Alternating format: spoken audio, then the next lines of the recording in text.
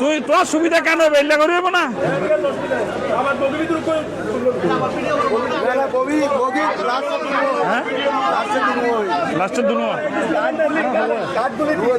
আচ্ছা তো উন্মুখ হয়ে আছে এই ট্রেনের মধ্যে যারা যাচ্ছেন প্রায় সবাই আমাদের দলীয় নেতাকর্মী বিভিন্নভাবে তারা টিকিট কেটেছেন আমরা নিজেরাও তাদের ব্যবস্থা করেছি সুতরাং আমরা মনে করি আগামী দিনে একটি ঐতিহাসিক